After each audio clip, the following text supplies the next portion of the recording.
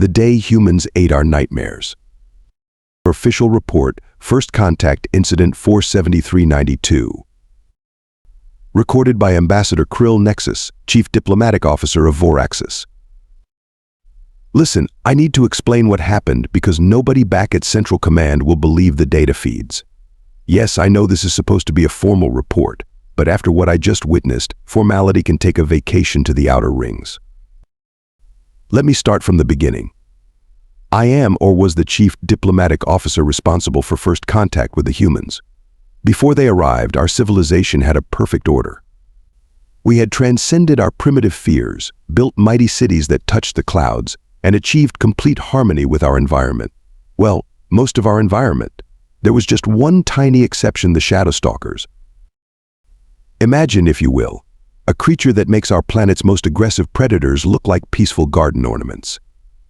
The Shadowstalker stands taller than 3 Voraxians stacked on top of each other, has armor plating that our most advanced weapons barely scratch, and possesses enough teeth to make a dental researcher weep with joy. For 10,000 years, these beasts have been the undisputed rulers of our oceans, and we built our entire civilization around avoiding them. When the humans first arrived in their oddly shaped vessels, seriously, who designs a spaceship to look like a fish, we naturally assumed they were an advanced species. They had mastered faster than light travel, after all. Our welcoming committee, led by yours truly, prepared for a sophisticated exchange of cultural and scientific knowledge. That assumption lasted exactly 4 minutes into our first meeting.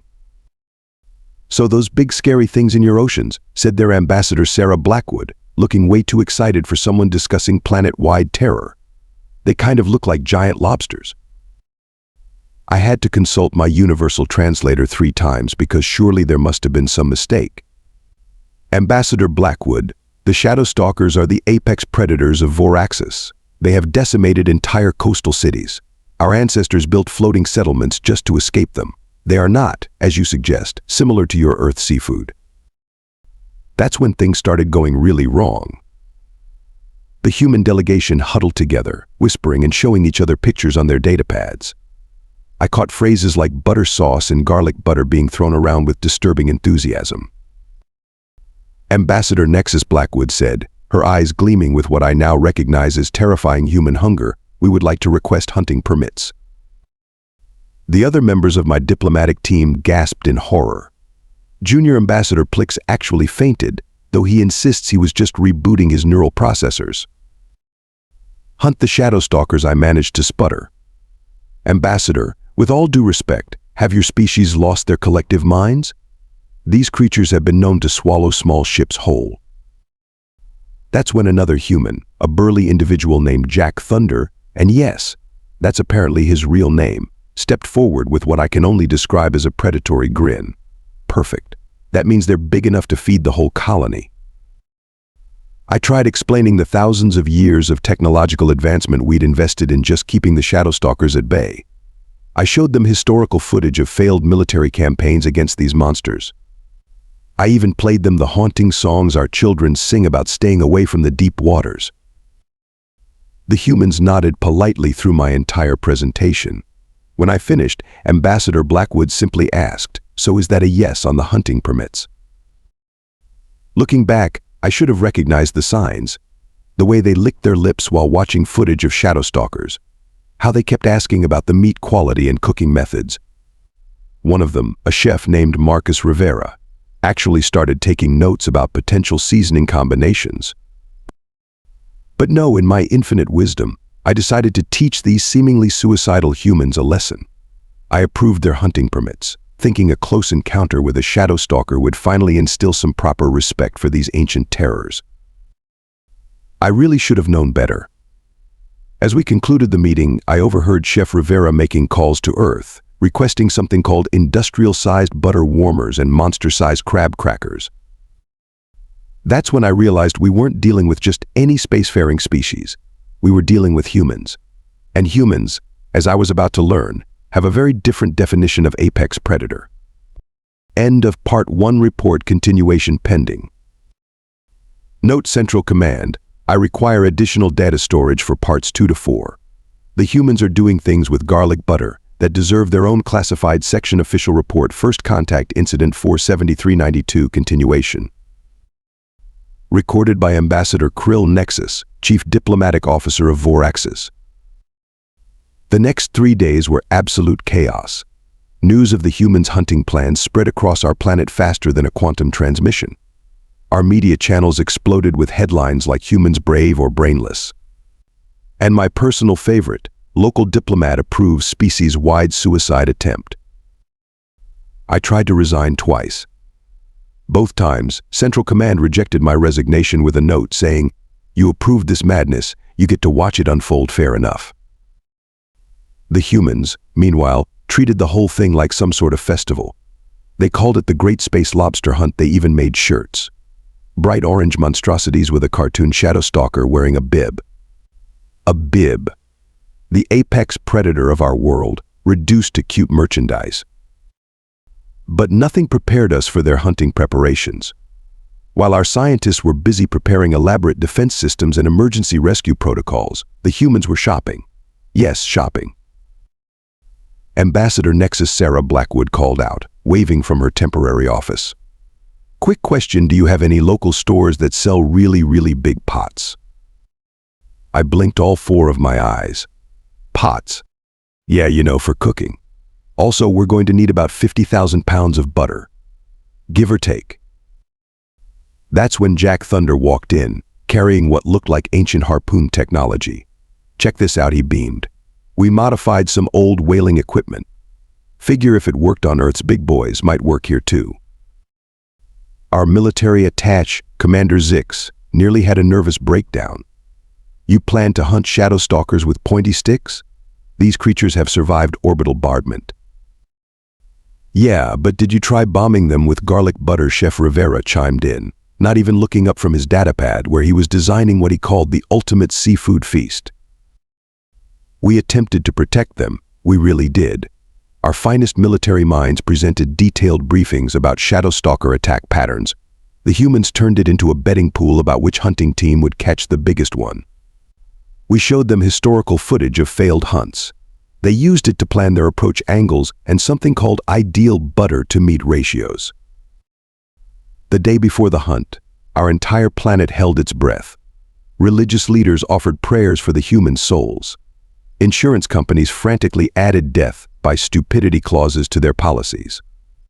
I personally wrote 17 different versions of my "we regret to inform Earth" speech. The humans? They threw a pre-hunt party. On the beach. Right next to Shadowstalker territory. Ambassador Sarah called out, waving a glass of something that smelled strong enough to peel paint. "Come join us. Marcus is teaching everyone how to crack shell armor." I found Chef Rivera surrounded by eager humans, using a regular-sized lobster for demonstration. See, once we get the big boys, it's all about finding the sweet spots. The meat's going to be right here and here. He pointed to various parts of the creature, while other humans took notes like students in a lecture.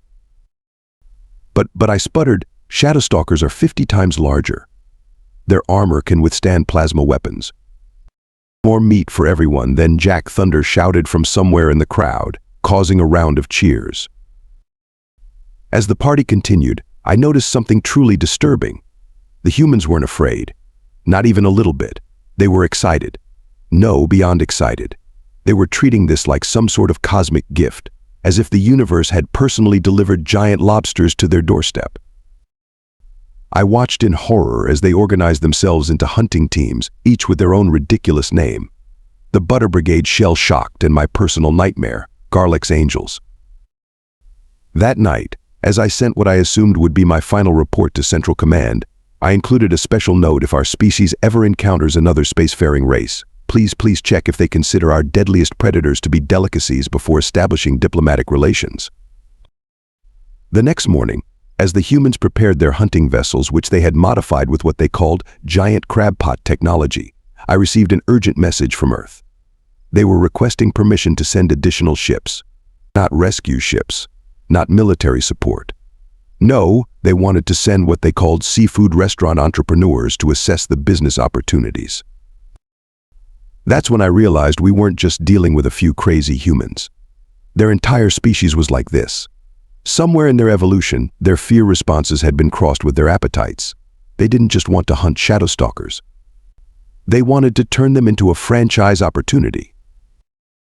As I watched their fleet of modified fishing vessels head out to sea, Chef Rivera handed me something. Here, he said, you might want this. It was a bib, with my name on it. End of Part 2 report, continuation pending. Note to Central Command, please advise on proper diplomatic protocol when a species requests to franchise your planet's apex predator. Official report, first contact incident 47392, continuation. Recorded by Ambassador Krill Nexus, Chief Diplomatic Officer of Voraxians. Remember how I mentioned this was going to be a disaster? Well, I was right, just not in the way anyone expected.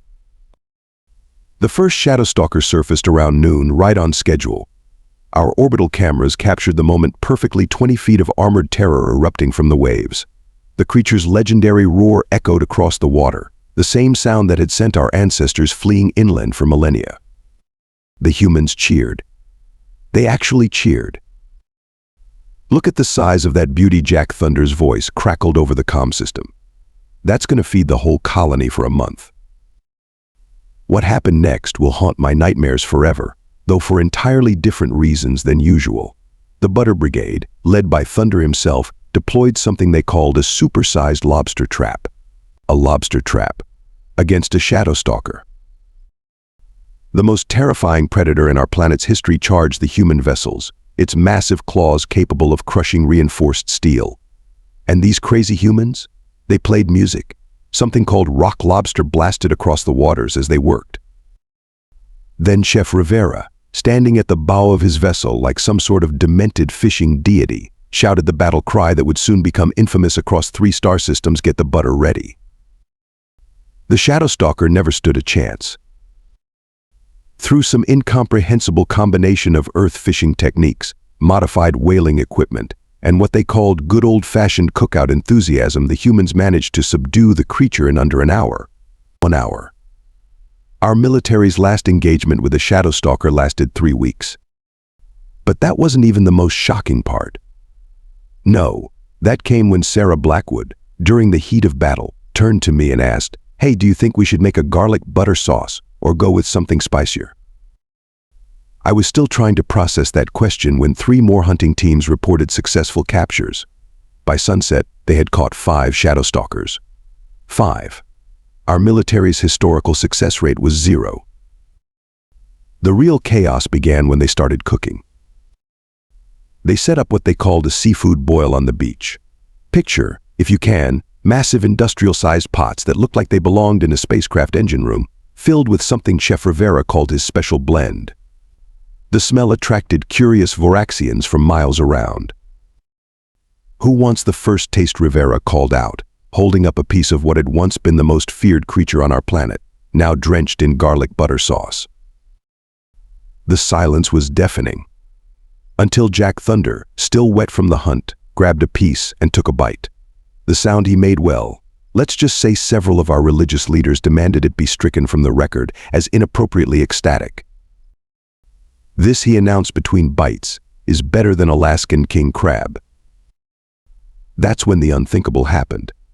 High Priest Vanna of the Ancient Order of the Deep, our most conservative religious leader, stepped forward. We all watched in shock as she, keeper of 10,000 years of warnings about Shadowstalker terror, took a bite. Her eyes widened. All 6 of them. This, she proclaimed, butter dripping from her mandibles. This is acceptable. The feast that followed can only be described as revolutionary. Humans and Voraxians sitting together on the beach, cracking open the shell of our ancient enemy and enjoying it. Someone even brought something called corn on the cob and taught us how to dip it in the excess butter sauce. Cultural barriers broke down faster than Shadowstalker's shell under a human-designed cracker. Our scientists, who had spent careers studying how to fight these creatures, now sat with human chefs, discussing the best ways to cook them. Military veterans swapped battle stories with fishing enthusiasts, each group equally proud of their catches. But the real diplomatic incident? That came when Ambassador Blackwood suggested making a spicy sauce variation. High Priest Vanna, now on her fourth helping, declared that garlic butter was the sacred conjunction of flavors blessed by the deep ones themselves. Chef Rivera disagreed strongly. The resulting debate about proper Shadowstalker seasoning nearly sparked an interplanetary incident. They eventually compromised by creating two different serving stations, though I still catch members of the spicy supremacy and garlic butter traditionalists giving each other suspicious looks during diplomatic functions. As the feast wound down, I found myself sitting next to Sarah, both of us wearing sauce-stained bibs, watching humans and Voraxians alike food napping on the beach. "You know," she said, gesturing with a claw cracker, "I think this is what first contact is really about. Not just meeting new species, but finding new ways to share a meal together." I had to admit, watching my fellow Voraxians schedule future hunting trips with their new human friends, that perhaps she had a point, even if that point was covered in garlic butter. End of Part 3 report, continuation pending. Note to Central Command requesting immediate policy update regarding the classification of Shadowstalkers. Suggested new category delicacy. Former Apex Predator official report. First contact incident 47392. Final entry. Recorded by Ambassador Krill Nexus, Chief Diplomatic Officer of Voraxians. 6 months have passed since the humans first turned our planet's apex predator into an appetizer. I wish I could say things have returned to normal, but that would depend entirely on your definition of normal. Let me paint you a picture of our new reality. The coastal cities, once fortified against Shadowstalker attacks, have been transformed into what humans call seafood tourism hotspots. Our ancient defense platforms now serve as fancy restaurant terraces. The warning sirens? They announce dinner time. The economic impact has been, well, explosive. Remember those seafood restaurant entrepreneurs Earth sent over? They weren't joking around. We now have franchises. Captain Thunder's authentic Shadowstalker Shack just opened its 100th location last week. Jack Thunder himself has become something of a cultural icon. He hosts a reality show called Extreme Fishing Voraxians Edition that's apparently breaking viewing records back on Earth. His catchphrase, "That's gonna need more butter," has become a universal greeting between our species. Speaking of butter, we had to establish an entire trade agreement just for dairy products. The humans insisted it was critically important to interstellar relations. They now operate butter farms in our southern continent, which has led to some interesting cultural exchanges. "You mean you keep these Earth creatures just to make sauce ingredients?" our agricultural minister asked during the facility tour. "Cows are very versatile," Sarah Blackwood explained. "They also make something called ice cream." That sparked another trade negotiation. "I've learned to just approve anything food-related the humans suggest. It's easier that way." The cultural shifts have been even more dramatic. Our younglings no longer sing songs warning about the deep waters. Instead, they play restaurant with toy Shadowstalker crackers. The Ancient Order of the Deep has revised their tenets to include proper cooking temperatures and seasoning guidelines. High Priest Vanna, still firmly in the garlic butter camp, now leads what she calls culinary meditation sessions. She claims cracking open a Shadowstalker shell helps achieve spiritual harmony. The fact that these sessions always end with a feast is, according to her, purely coincidental. The military had to create an entirely new division, the Culinary Combat Unit. They work alongside human fishing fleets, combining tactical expertise with cooking knowledge. Their official motto? From predator to platter. I'm told the waiting list for transfers to this unit is years long. Chef Rivera opened a cooking school. A cooking school. He teaches both humans and Voraxians the art of interstellar seafood preparation. His graduate program, Advanced Applications of Butter and Xenogastronomy, has a higher rejection rate than our most prestigious scientific academies. But perhaps the most surprising development has been the Shadowstalkers themselves. Turns out, sustainable hunting practices and careful population management have actually helped stabilize their numbers. They're no longer a terror of the deep, but rather a carefully maintained food source. Some even say they're becoming less aggressive, though that might just be because they're too confused by the sight of boats full of eager humans waving giant butter warmers. "You know what the funny thing is?" Sarah said to me during last week's diplomatic dinner featuring guess what as the main course. "Back on Earth, We used to think aliens would be these terrifying creatures that would want to eat us. Turns out we're the ones who want to eat everything. She has a point. In all our years of space exploration, we never considered that the most terrifying species in the galaxy would be the ones who look at a monstrous predator and think needs garlic. The humans didn't just change our relationship with Shadowstalkers. They changed how we view the universe. Every new species we encounter, every strange creature we discover, now comes with an automatic question: wonder what the humans would do with this. Usually the answer involves butter. Central Command recently asked me to prepare a comprehensive analysis of humanity's impact on our society. I submitted a one-line response. They turned our darkest nightmares into their favorite takeout food. Analysis complete. They approved it without comment. As I wrap up this final report, I can hear the dinner bells ringing across the city. Tonight's special is Shadowstalker Thermidor, a new recipe Chef Rivera has been perfecting. High Priest Vanna has already reserved 3 tables for her religious consultation. And me. I finally learned to appreciate the irony. Our species spent thousands of years evolving away from the oceans, developing technology to protect ourselves from these creatures. All we really needed was a species crazy enough to look at a monster and say, "Pass the butter." In conclusion, I would like to formally update our official species threat assessment of humans. They are, without doubt, the apex predators of the galaxy. Not because they're the strongest or the most technologically advanced, but because they're the only species we've ever encountered who respond to terrifying monsters by creating cooking shows. End of final report. Post-script dinner reservations at Captain Thunder's are now booked 6 months in advance. Please plan diplomatic visits accordingly. Additional note, yes, they really do need that much butter. Yes, all of it. Trust me on this.